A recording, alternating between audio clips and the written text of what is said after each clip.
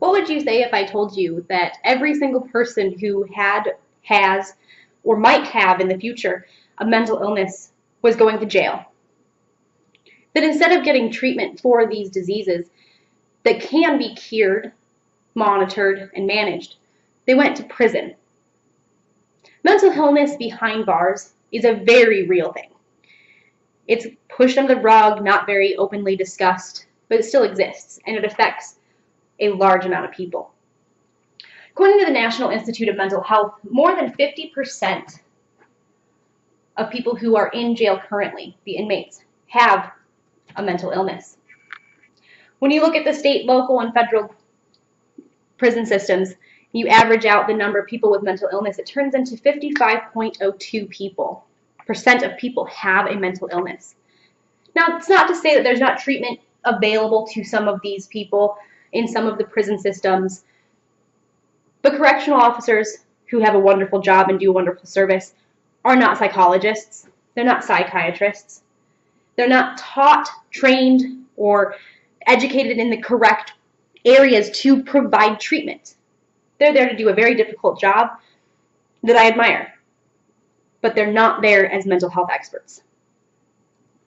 Leaving people behind bars that have bipolar, that struggle with depression, that experience any number of personality disorders, is not only unfair, it's almost malicious.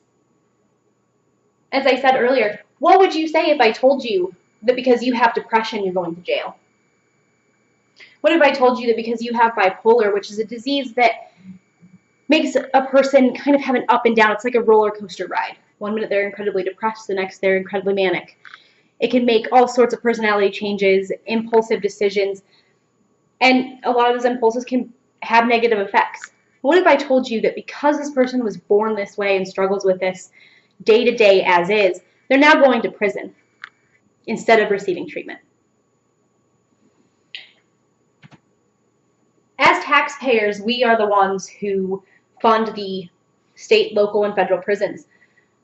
We should have a say. We spend $20,000 to $40,000 a year per inmate. Now, I do believe it's important for us to make sure that everyone has food, clothing, and roof over their heads.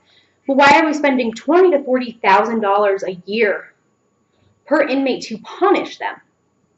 What about that 55.02% that doesn't need $20,000 to $40,000 as the Law Dictionary suggests we spend?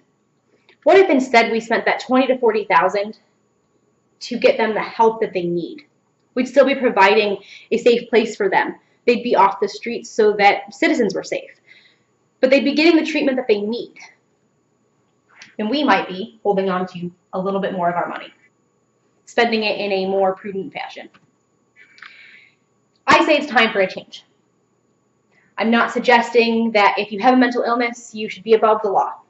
I'm not suggesting that you can't punish someone for a wrongdoing. I'm saying that these prisoners, these inmates have rights and that we're infringing upon them. There are other options to assist these people and to assist society as a whole. Now, change is scary, and it's not necessarily something everybody wants to do. It can be financially difficult. It can be time-consuming. It can be all sorts of goods and bads. Financially, there are some pros and cons. Unfortunately, it would take quite a bit of money, as President Donald Trump discussed in a New York Times article recently. It's not a cheap plan. It's not an easy goal. But getting these people the help is an investment that would affect society in the long run. Now, like all investments, you have to put something forward. You pay for it. And you hope that you get something in return. In the case of these inmates, spending a little bit more money up front to help them with their needs would, as the Law Dictionary suggests, put them in a place where they're less likely to need constant rehabilitation. The National Institute of Health and Department of Justice together did a study on, as I said before, the percentage of people who have mental illness. Those people got treatment before they ended up in prison. They may or may not have gotten treatment in their prison or their local jail, but after that stay, less than 5% went back for more treatment. Now, there's no way to guarantee that with a rehabilitation center rather than a prison, they would actually continue with the treatment.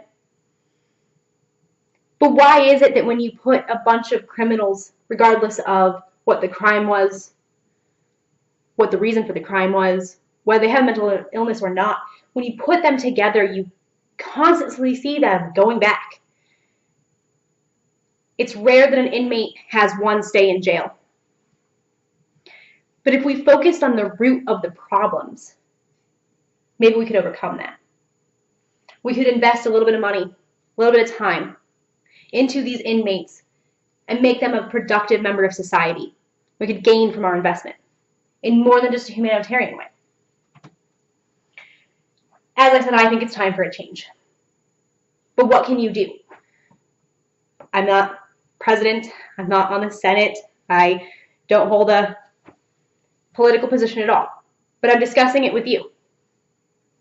Talking out doesn't have to be in the way that Martin Luther King did. It can be as simple as talking to your family, your friends, or others that you know that maybe struggle with a mental illness or have been to jail. It's an uncomfortable topic, but in the long run, it has benefits. Don't be like everybody else and sit back and expect others to change. Stand up. Be that one person that's different. You'd be amazed what you can accomplish.